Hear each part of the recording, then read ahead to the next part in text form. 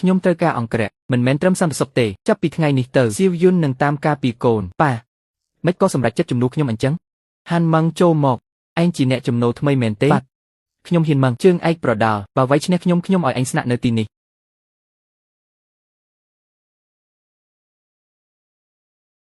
អ្នកនាងលីនគិតយ៉ាងម៉េចដែរសង្ឃឹមថាលោកពិតជាមានសមត្ថភាពមែនទេចុះ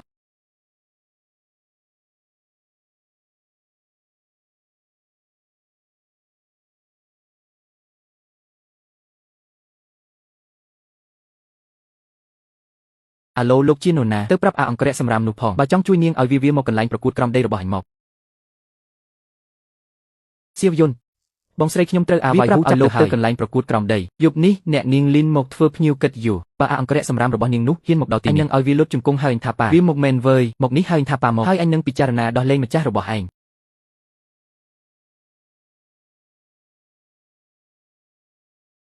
ចូលទៅវេយវាឲ្យងាប់ទៅអាក្មេងរឹងក្បាល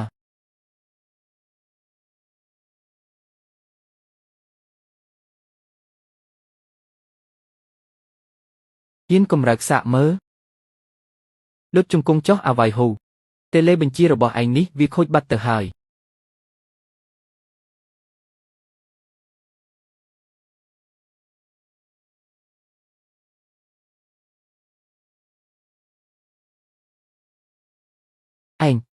ឯងជាអ្នកណាឲ្យប្រកាសគឺសៀវយុនអង្គរៈរបស់នាងសាហាវម្លេះមនុស្សម្នាក់វាយដួល5 3នាក់ឯប៉ុណ្ណេះធ្វើជាបងថ្លៃខ្ញុំស័ក្តិសមបំផុតហើយលីនរូបស៊ីគុំនិយាយផ្ដេសផ្ដាសសៀវយុនរឿងថ្ងៃនេះនឹងធ្វើឲ្យត្រកូលវាយខឹងសម្បាខ្លាំងមិនខានលោកអ៊ំលីនគឺអាវ៉ៃហ៊ូចាប់អ្នកនាងលីនមកមុនថ្ងៃស្អែកវាយធានឡុងច្បាស់ជាមករកយើងហើយសៀវយុនឯងគួរតែចាក់ចេញពីទីក្រុងនេះមួយរយៈសិនទៅដើម្បីគេពេលនេះមិនមែនជាពេលត្រូវរត់គេចខ្លួនទេភារកិច្ចខ្ញុំគឺការពារអ្នកនាងលីនដរាបណាភារកិច្ចមិនទាន់ចប់ខ្ញុំមិនចាក់ចេញដាច់ខាតបងស្រីតើសៀវយុនលួចស្រឡាញ់បងមែនទេសៀវយុនថ្ងៃស្អែកលោកទៅក្រុមហ៊ុនជាមួយខ្ញុំរឿងត្រកូលវាយទុកឲ្យខ្ញុំជាអ្នកចាត់ការចុះសម្រាប់យប់នេះអរគុណលោកខ្លាំងណាស់បងស្រីខ្ញុំនិយាយអរគុណលោកហើយតាស្គមរមានណាស់ណាបងថ្លៃលោកត្រូវចាប់យកឱកាសនេះឲ្យដល់ម៉ោងចូលគេងហើយរាត្រីសួស្ដីបងថ្លៃអ្នកនាងអគ្គនាយកលោកវ៉ៃធានឡុងប្រធានក្រុមហ៊ុនវ៉ៃស៊ឺបានមកដល់ហើយគាត់កំពុងរងចាំនៅការិយាល័យអ្នកនាងលីនវ៉ាន់ឈីងប្អូនអញត្រូវមនុស្សរបស់នាងវ៉ៃបាត់ប្រគល់មនុស្សមកឬសងប្រាក់10បានមិនអញ្ចឹងទេត្រឹម3ថ្ងៃក្រុមហ៊ុនលីននឹងរលាយពីទីក្រុងនេះគឺវ៉ៃហ៊ូជាអ្នកចាប់ខ្ញុំមុនទេពួកយើងគ្រាន់តែការពារខ្លួនមិនស្ដាប់ការពន្យល់ទេ3ថ្ងៃទៀតបើមិនប្រគល់មនុស្សនឹងសងប្រាក់ទេត្រកូលវ៉ៃនឹងចាប់ផ្ដើមចាត់ការហើយអ្នកនាងលីនរឿងវ៉ៃធានឡុងទុកឲ្យខ្ញុំចាត់ការចុងឯគេគឺត្រកូលវ៉ៃនៅរាជធានីលោកខ្ញុំដឹងតែអ៊ូតបានទេតើលោកជានរណាឲ្យប្រកាសមិញលោកអាចដោះគ្រាប់បែកដោយដែនខាងយ៉ាងងាយមនុស្សធម្មតាមិនអាចធ្វើបានបែបនេះទេអ្នកនាងលីនរឿងខ្លះអ្នកនាងដឹងពេលនេះក៏គ្មានប្រយោជន៍អីដែរខ្ញុំជាចៅហ្វាយនីរបស់លោកត្រូវតែប្រាប់ខ្ញុំ3ឆ្នាំមុនត្រកូលឡុងនៅរាជធានីត្រូវគេកូនចិញ្ចឹមត្រកូលឡុងលោកគឺជាអ្នកសល់រួមលៀនជីវិតចឹងអ្នកនាងគិតថាខ្ញុំនឹងខ្លាចត្រកូលវ៉ៃចេញទៅក្រៅសិនទៅខ្ញុំត្រូវការនៅស្ងាត់ម្នាក់ឯងបន្តិចលីនរូបស៊ីអញប្រញាប់មកក្រុមហ៊ុនមួយផ្លែមិនមែនជាមនុស្សធម្មតាទេគាត់ជាមនុស្សត្រកូលឡុងបងថ្លៃជាមនុស្សត្រកូលឡុងបងស្រីមិនបានកុហកខ្ញុំទេមែនទេមិនប្លែកទេដែលគាត់ត្រកូលឡុងនៅមានវ៉ៃសំបីតែយូរស្បែកជើងឲ្យក៏មិនសាកសមផងចង់បង្ខំឲ្យខ្ញុំប្រកួតស៊ីវយល់ឲ្យទេបងថ្លៃទើបតែជួយសង្គ្រោះបងការពីយប់មិញខ្ញុំក៏មិនមានបំណងត្រូវរកវិធីដោះស្រាយបញ្ហាហិរញ្ញវត្ថុរបស់ក្រុមហ៊ុនសិនធនាគារបានដកទុនវិញហើយខ្ញុំដឹងហើយបើប្រកួតគាត់ឲ្យគេទៅពេលអាវ៉ៃហ៊ូចាប់ខ្ញុំមិនលើប៉ាចង់ឲ្យខ្ញុំយកគាត់ទៅបដូរមែនទេថាត្រូវធ្វើយ៉ាងម៉េចពលិករាប់ពាន់នាក់កំពុងរងចាំបើកប្រាក់ខែដើម្បីខ្ញុំនឹងរកវិធីដោះស្រាយការពន្យាពេលប្រាក់កម្ចីតាមពិតមិនមែនគ្មានវិធីដោះស្រាយនោះទេវិធីអ្វីទៅប្រសិនបើអ្នកនាងយល់ព្រមរៀបការជាមួយលោកវ៉ៃនោះទោះជាបញ្ហាហិរញ្ញវត្ថុទាំងអស់លោកវ៉ៃជាអ្នករ៉ាប់រងទាំងលោកប្រធានធនាគារសុនខ្ញុំមិនមែនជារបស់សម្រាប់អ្នកនាងលីនកុំចង់រឹងក្បាលអីល្អជាងក្នុងរយៈពេល3ថ្ងៃបើមិនយល់ព្រមទេក្រុមហ៊ុននាងត្រៀមខ្លួនរងចាំការខ្សែធនទៅចុះសៀវយុនលោកនិយាយត្រូវហើយអ្នកនាងលីនរងចាំខ្ញុំនៅមុខធនាគារទៅលោកចង់ធ្វើអីហ្នឹងបងស្រីការចរចាយ៉ាងម៉េចដែរលោកសុនបង្ខំឲ្យបងរៀបការជាមួយវ៉ៃធានឡុងរងចាំនៅទីនេះខ្ញុំទេទូរស័ព្ទបន្តិចអូយអាចង្រៃឡើងឡានមកខ្ញុំជូនអ្នកនាងត្រឡប់ទៅវិញលោកមិនមែនទៅរកវ៉ៃធានឡុងទេខ្ញុំអ្នករៀងទៅផ្ទះខ្លួនឯងខ្ញុំទៅជាមួយលោកដែរបើលោកមិនព្រមបានទេខ្ញុំនឹងទេទូរស័ព្ទទៅប្រាប់លោកសុននៅពេលនេះថាខ្ញុំយល់ព្រមរៀបការបងថ្លៃបងស្រីអ្នកទាំងពីរចង់ទៅណាប៉ាបងស្រីនិងបងថ្លៃរត់តាមគ្នាបាត់ហើយថាម៉េចលោកប្រុសអ្នកនាងសូមសួរថាមានការណាត់ទុកទេប្រាប់វ៉ៃធានឡុងឲ្យចុះមកជួបខ្ញុំភ្លាមលោកប្រុសសូមអញ្ជើញចេញទៅក្រៅភ្លាមបើមិនអញ្ចឹងទេយើងនឹងប្រើវិធានការក្តៅហើយអ្នកនាងរងចាំនៅទីនេះហើយ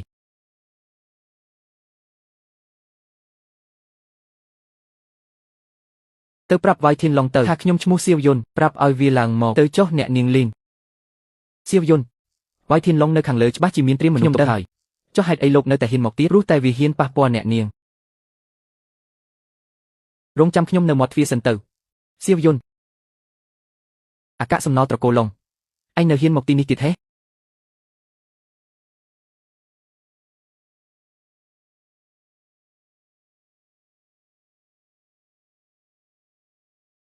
ទៅចុះ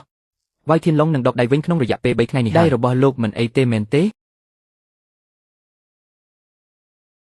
លោកប្រាប់ខ្ញុំមកតើលោកជានរណាឲ្យប្រកាសកូនចិញ្ចឹមត្រកូលឡុង3ឆ្នាំមុនត្រកូលឡុងនៅរាជធានីត្រូវបានកំទេចខ្ញុំគឺជាអ្នកដែលរស់រានមានជីវិតតែម្នាក់គត់ពួកគេហៅខ្ញុំថាស្ដេចនាគ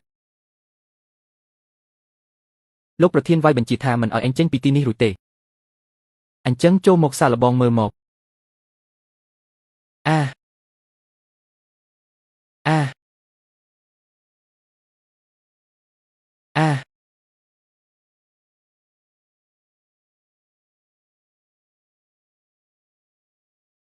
តើពួកវានឹងតាមយើងមកទេពេលនេះនៅមិនទាន់ទេថ្ងៃនេះលោកចូលការិយាល័យគេលោកបាននិយាយអ្វីខ្លះលោកប្រាប់ឲ្យគេដកដៃហើយគេក៏យកព្រមភ្លាមនឹងហេះខ្ញុំគ្រាន់តែប្រាប់ឲ្យវាដឹងខ្លួនថាបើវានៅតែបន្តវានឹងទទួលរងផលវិបាកធ្ងន់ធ្ងរមិនខានតែលោកមានរបួសហើយតើខ្ញុំមិនអីទេលើកក្រោយកុំធ្វើបែបនេះទៀតអីបេះដូងខ្ញុំទទួលយកមិនបានទេមកពីអ្នកនាងចង់តាមមកនោះអីលោកគិតថាខ្ញុំជាបន្ទុករបស់លោកមែនទេគ្មានទេ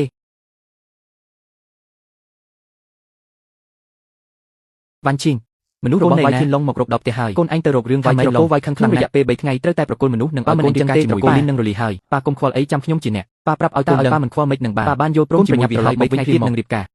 ប៉ាអ្នកនាងនិយាយអ្វីខ្លះគាត់យល់ព្រមជាមួយវាយធានឡុងហើយនឹងចូលរោងការចុះអ្នកនាងយល់ព្រមទេទោះខ្ញុំមិនយល់ព្រមក៏មានប្រយោជន៍អីដែរ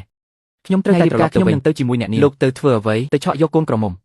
សៀវយុនលោកឈួតហើយរៀបការមនុស្សពេញមួយទីក្រុងច្បាស់ជាទៅមើលហើយចុះអ្នកនាងចង់រៀបការមែនទេខ្ញុំមិនចង់រៀបទេបើអញ្ចឹងមិនបាច់រៀបការទេគាត់ចង់បង្ខំឲ្យអ្នកនាងរៀបការជាមួយវាយធានឡុងនោះរឿងនេះខ្ញុំដឹងហើយវ៉ាន់ឈីងចូលមកខាងក្នុងជួបប៉ាភ្លាមរឿងត្រកូលវាយប៉ាបាននិយាយចរចារួចរាល់អស់ហើយ3ថ្ងៃទៀតពិធីភ្ជាប់ពាក្យនៅសន្តាគារធំក្នុងទីក្រុងកូនត្រូវតែចូលរួមឲ្យទាល់តែបាន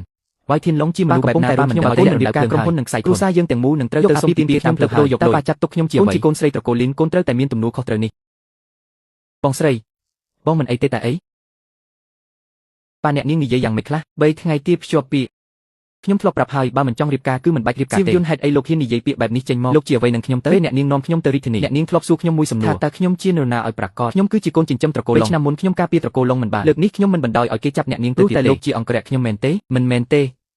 ទៅគេងទៅថ្ងៃភ្ជាប់ពាក្យនោះខ្ញុំនឹងទៅជាមួយអ្នកនាងបងស្រីញ៉ាំអីបន្តិចទៅលីនរូកស៊ីអញជឿជាក់លើសៀវយុនទេបងថ្លៃកាត់ខ្លាំងណាស់បងស្រីបងចង់ឲ្យបងថ្លៃទៅឆក់យកកូនក្រមុំបងស្រីកុំបារម្ភអីដល់ពេលនោះខ្ញុំជាអ្នកទទួលខុសត្រូវបន្ថែមរឿងទៀតខ្ញុំមិនបានបន្ថែមរឿងទេបងថ្លៃប្រាប់ហើយថាដល់ពេលនោះគាត់នឹងនាំមករត់ចេញឯងតាំងពីពេលណាលីនរូកស៊ីពេលខ្ញុំទើបតែឡើងមកអំបញ្ញមិញនេះបងស្រីបងមុខក្រហមហើយខ្ញុំមិនបានក្រហមទេត្រចៀកបងឡើងក្រហមអស់ហើយណាហាចេញទៅឲ្យបាត់ទៅសរុបមកបងយល់ព្រមឬមិនយល់ព្រមបងស្រីកុំខ្លាចអីបងថ្លៃប្រាប់ថាគាត់នឹងមកដល់មុនគាត់និយាយពេលណាគាត់ផ្ញើសារមកព្រឹកមិញនេះភ្ញៀវកិត្តិយសទាំងអស់ដែលបានចូលរួមក្នុងពិធីរបស់ខ្ញុំនិងអ្នកនាងលីនវ៉ាន់ឈីងអញ្ជើញអ្នកនាងលីនវ៉ាន់ឈីងឡើងមកលើឆាកលីនវ៉ាន់ឈីងលូកដៃមកបើមិនអញ្ចឹងទេយប់នេះក្រុមហ៊ុនលីននឹងបដូរម្ចាស់ហើយវាយធាឡងអញមិនសាកសមនឹងនាងទេសៀវយុនអញចង់ធ្វើស្អីចេញទៅភ្លាមឆាប់ចូលមកទប់វាឲ្យជាប់ឆាប់ទៅ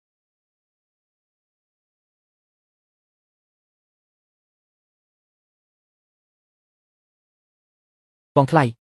ឡាននៅច្រកទ្វារក្រោយចូលទៅឲ្យលឿនទៅសៀវយុនលោកពិតជាចុះអ្នកនាងជាមនុស្សឆ្កែក្រោយទេយើងទៅណា